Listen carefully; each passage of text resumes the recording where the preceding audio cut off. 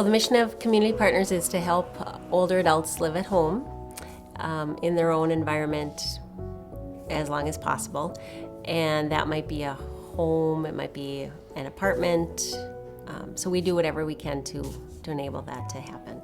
The whole idea of expanding broadband services and making our population more digitally ready, it has been embraced in Lake County. And I think we were pulled in, Community Partners was pulled in, and me as the director, because the seniors have been one of the hardest to reach populations in terms of digital readiness.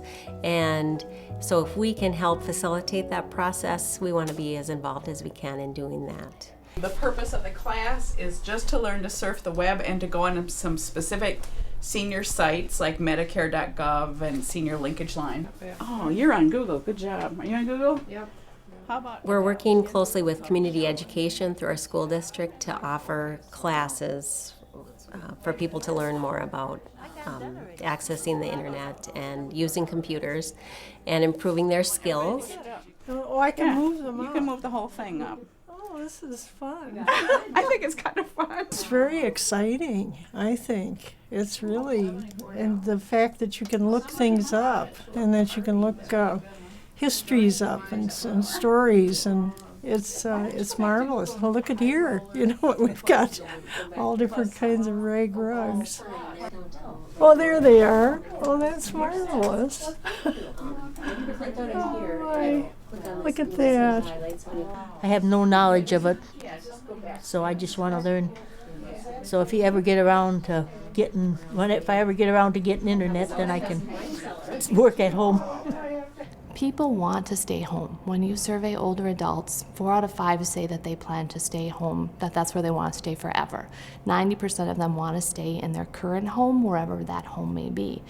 That can pose challenges for people, particularly in more rural areas where caregivers are maybe scarce or families far away.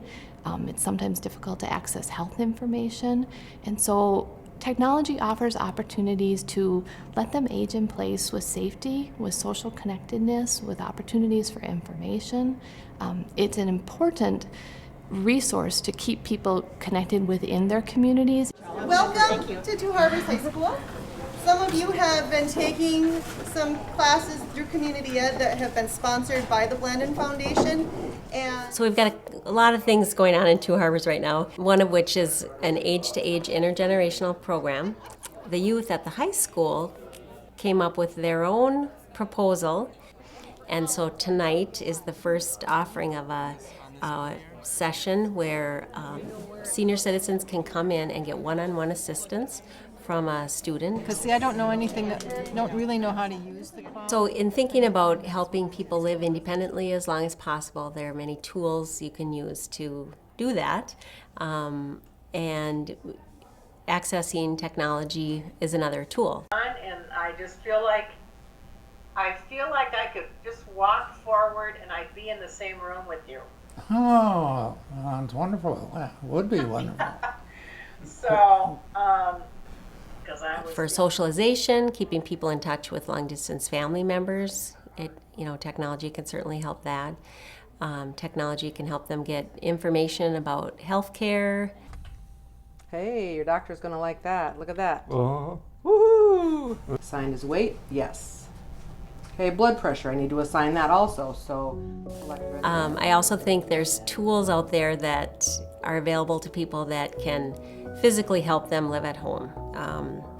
There's everything from emergency call buttons to technology that can place sensors throughout the home to inform family caregivers how their loved ones are doing.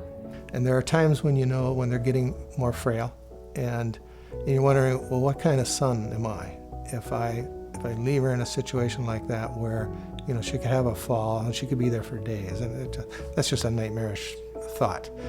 And so the caregivers, the close family members of a senior, they really have some concerns, and especially if they're remote. And so this is for them. And the seniors, when they have that discussion, they will understand. I think when broadband and technology comes to a community, older adults aren't always the first population that you think of. You think of sometimes younger adults and families and students who want to access it. And Community Partners is really at the forefront of making sure that older adults learn how to use it, are comfortable using it, know what their options are, and feel included in that. And so I applaud them for their efforts in doing so.